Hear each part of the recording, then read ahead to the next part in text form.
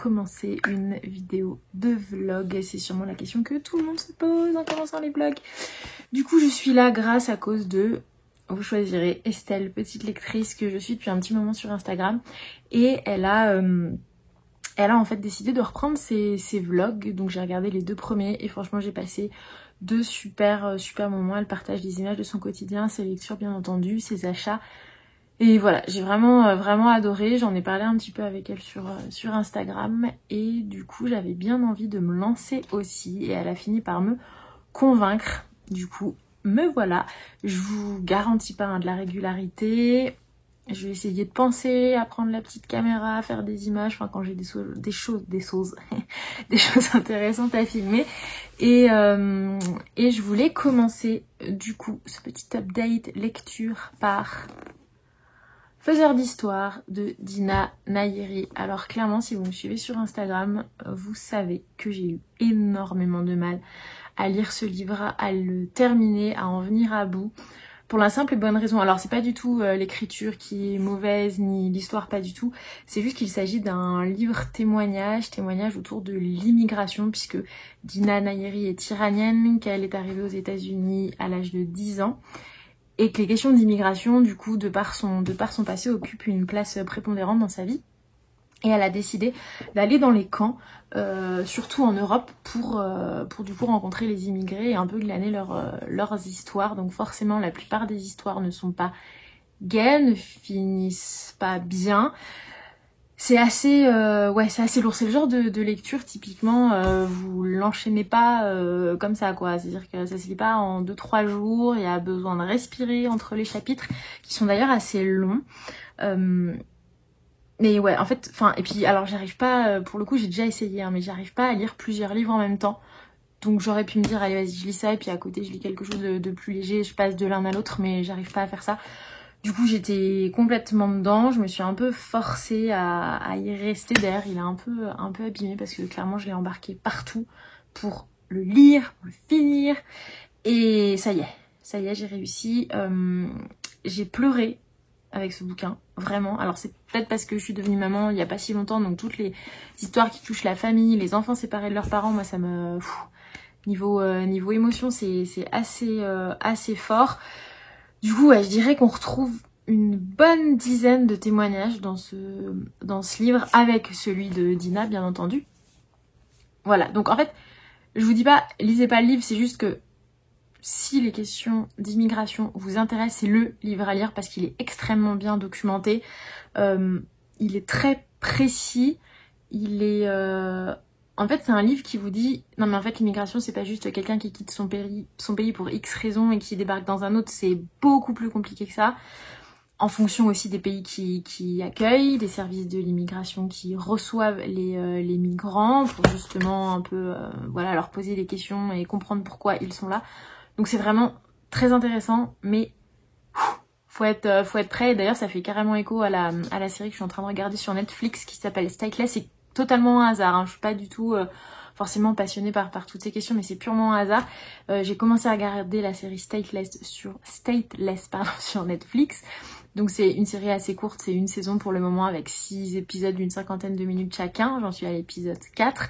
C'est tiré d'une histoire vraie, d'une Australienne qui, par hasard, en tout cas par un cumul de conséquences et de mauvaises aventures, se retrouve en fait dans un camp, dans son propre pays en Australie, en plein milieu du désert.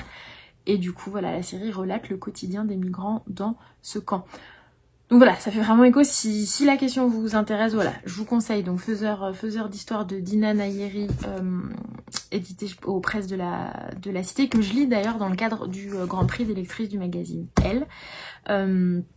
Et du coup, je vous conseille aussi la série. Du coup, j'ai enchaîné avec le deuxième du trio pour le Grand Prix des lectrices, qui est donc Entre Fauves de Colin Niel, je dirais, édité chez Roueg Noir. Alors là, pour le coup, j'ai lu que 2 chapitres, mais je suis déjà à fond dedans. Il est question en fait de Martin qui est garde au parc national des Pyrénées et qui du coup bah forcément est en charge en fait de la faune et de la flore au cœur des Pyrénées, et notamment du suivi de spécimens d'ours en fait.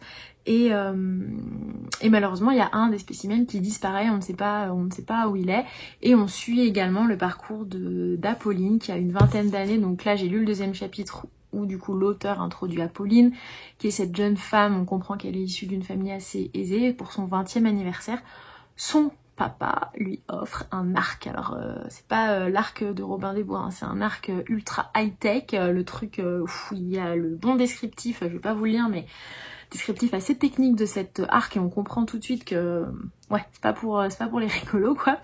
Et sauf que l'arc en fait n'est pas le cadeau c'est que du coup son papa lui offre en plus de l'arc une enveloppe dans laquelle il y a la photo d'un lion. En fait son papa lui offre un lion, non pas pour le dresser, mais pour le tuer. Voilà, donc en fait elle va s'en aller en Namibie avec son père pour du coup aller chasser ce lion qu'on lui a offert pour son anniversaire avec cet arc. Donc en gros c'est un policier, littérature noire autour de un peu la chasse à l'homme, la chasse aux fauves. Et en tout cas, je suis clairement complètement emballée. Et après celui-ci, je vais du coup enchaîner avec l'autre moitié de Soi de Britt Bennett. J'ai rapidement vu sur Facebook tout à l'heure que François Bunel avait fait une vidéo au sujet de ce livre. Peut-être attendre d'ailleurs de le lire avant d'aller voir ce que François Bunel en pense. Mais franchement, c'est un livre qui m'inspire vraiment beaucoup aussi. Et je voulais vous parler d'une saga que j'ai lue dernièrement, enfin que j'ai lue, que j'ai dévorée en fait, éditée chez Pocket Jeunesse. Alors, je lis très peu de romans jeunesse, de romans, comment ils appellent ça? Pour jeunes adultes, je crois que c'est ça. Donc à partir de 13-14 ans. Comment je suis tombée là-dedans? Sur Instagram, je crois. Je suis très sujette et influençable par Instagram, par vous toutes en fait, hein, qui publiez les photos, les stories à tout va, et du coup j'enregistre beaucoup de livres et je me dis vas-y, ça faut que j'achète, faut que je trouve. Et du coup, bah voilà quoi, la saga de Kierakas, en fait, la sélection est éditée chez Pocket Jeunesse, il y a 5 tomes, j'en suis au 4e, enfin j'en suis au 4e. J'ai lu les 4 premiers, il faut que je me procure le 5e. Alors, franchement, comme je vous disais, je suis pas le cœur de cible, et je suis partie avec beaucoup d'a priori sur cette saga. Et en réalité, bah, j'ai passé un super bon moment. Franchement, un super bon moment, tout en légèreté. C'est super facile à lire, ça se dévore en 2-3 heures. Je vous les montre tous. Et alors l'histoire, ça se passe à Iléa. Là, je me souviens plus quelle époque.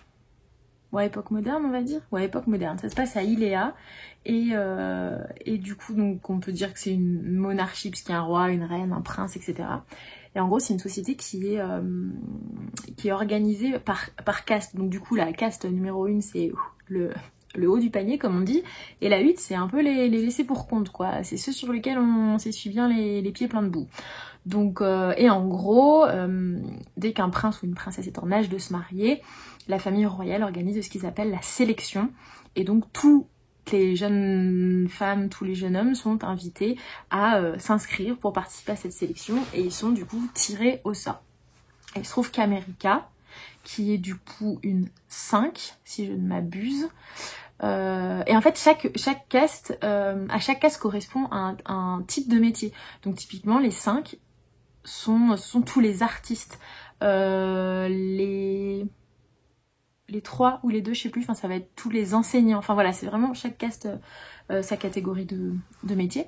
Et donc du coup America est une 5, elle a absolument pas du tout envie de participer à cette sélection, mais il se retrouve que son nom est tiré au sort, et que du coup l'avantage entre guillemets, c'est que plus elle reste dans la compétition, donc il y a 35 jeunes femmes qui sont sélectionnées, et plus elle reste dans la compétition, et plus sa famille gagne de l'argent. Et quand on est une 5, on a besoin d'argent.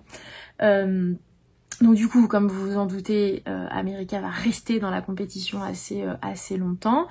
C'est le prince Maxon qui du coup doit sélectionner sa promise. Donc voilà, on suit en fait le parcours d'America. Donc comme je vous le disais, je suis pas du tout cœur de cible, et pour autant, franchement, Enfin, j'ai complètement adhéré en fait à ce best-seller. Et je comprends pourquoi c'en est un. Pour du coup des ados 13-14 ans, pardon, bah c'est parfait au final, parce que ça aborde vraiment avec légèreté malgré tout. Ça aborde beaucoup de thématiques comme la confiance en soi, la solidarité, le partage, quand voilà, enfin les différences aussi dans l'échelle sociale, enfin comment on gère ça, son rapport aux autres quand il y a des différences aussi importantes. Donc voilà, je vous le conseille si vous avez envie de passer un moment léger, pas prise de tête. Et puis c'est le genre de bouquin qu'on a envie de, voilà, on a envie de rentrer le soir pour continuer à lire quoi. C'est comme une série en fait. J'ai lu ça comme j'aurais regardé une série où voilà, je vais absolument connaître la suite, absolument rentrer pour regarder le prochain épisode. Ben voilà, j'ai vraiment pris cette saga comme ça quoi. Donc voilà, je vous la conseille.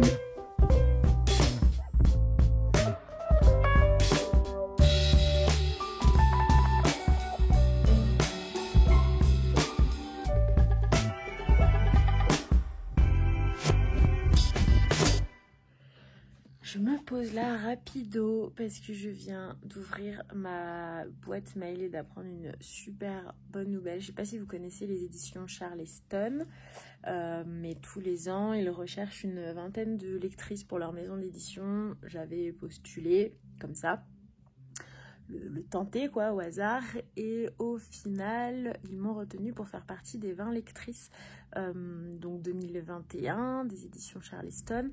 Je vous mettrai d'ailleurs en barre d'infos si ça vous intéresse les comptes Instagram des 19 autres lectrices qui ont été retenues aussi. Donc en gros le principe, si vous connaissez pas, la maison d'édition nous envoie ce qu'ils appellent les ENC, les épreuves non corrigées des manuscrits. Donc on s'engage à les lire, à en faire la critique et à en parler bien entendu au moment de la sortie. Donc c'est vraiment super passionnant comme aventure. Là on a créé un groupe, enfin les 10 éditions ont créé un groupe Facebook qui va nous permettre d'échanger toutes entre nous sur les manuscrits qu'on va lire. Le premier, normalement, on va le recevoir début octobre, mais dans tous les cas, je vous en parlerai au fur et à mesure. Enfin, je suis trop contente de faire partie de cette aventure, une aventure supplémentaire. Et je suis toujours dans Entre Fauves de Colin Niel. J'avance bien, on va dire. Là, il y a d'autres personnages qui viennent d'arriver dans l'histoire. Voilà, je continue à penser que c'est un super livre, un super policier, un super roman noir. Donc j'ai hâte de le terminer pour vous en parler.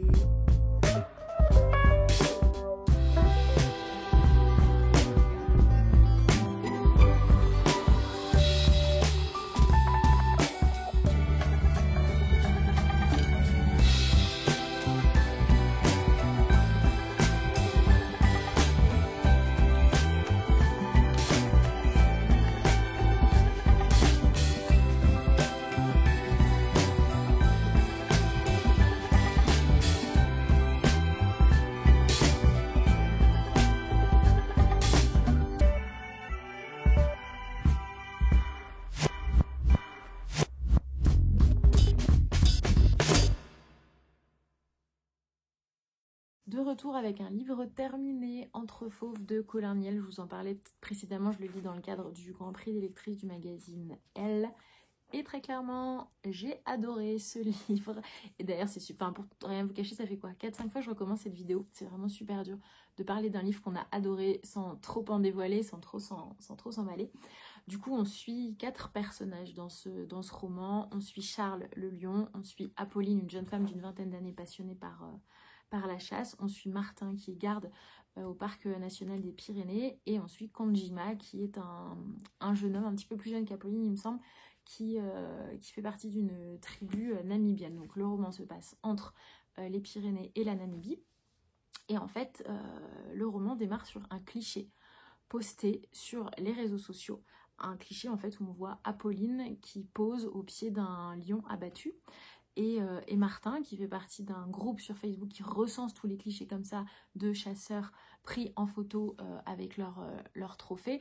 Martin décide de retrouver cette fameuse personne, d'identifier la personne sur la photo, puisque la photo est publiée sous un pseudonyme complètement mystérieux et le pseudonyme c'est Legolas en référence du coup au personnage du Seigneur des Anneaux. Et du coup, Martin veut absolument retrouver cette personne et venger le lion et du coup lui faire la peau en fait à Apolline au final. Donc il va un petit peu cumuler les indices, essayer de trouver des indices sur la photo pour remonter jusqu'à Apolline. Donc il y a Martin qui traque Apolline. Il y a Apolline qui pour son 20e anniversaire a reçu en cadeau un arc, mais également un lion, puisque son père lui offre du coup un lion en Namibie à chasser, à tuer. Donc il y a Apolline qui traque le lion. Il y a également Konjima qui, pour des raisons que je ne vais pas vous expliquer, puisque là je vous dévoilerai beaucoup trop, mais Konjima qui lui aussi va traquer le lion. Mais il y a aussi le lion Charles, qui à son tour traque les hommes. Donc j'ai trouvé ça absolument dingue, parce qu'au début, on a du mal à voir un petit peu tout ce cercle-là. C'est un peu, c'est le cas de le dire, le lion qui se mord la queue, quoi. On pense que le lion est la victime et que le lion est la proie, mais en fait, absolument pas. Et c'est tous des proies et tous des potentiels chasseurs. Donc ça, j'ai vraiment trouvé cette construction très intéressante. Et alors, vraiment, Colin Niel est très fort. Après, il s'est rapproché, je l'ai lu dans les remerciements, il s'est rapproché de professionnels du domaine. Mais en fait, l'écriture est très précise, très bien documentée. C'est-à-dire que tous les passages de traque dans le désert namibien, enfin, on entend les brindilles craquer, on entend le souffle du lion dans le creux du cou, on a la poussière dans les narines, enfin c'est vraiment... Il y a tout un vocabulaire en fait de la traque, de la chasse, univers que je connais pas du tout, que j'ignore complètement, qui est vraiment très bien renseigné et c'est complètement immersif. Et c'est, enfin voilà, en gros, on le lâche pas ce livre, quoi. C'est-à-dire qu'on traque le livre, nous aussi, à fond, quoi.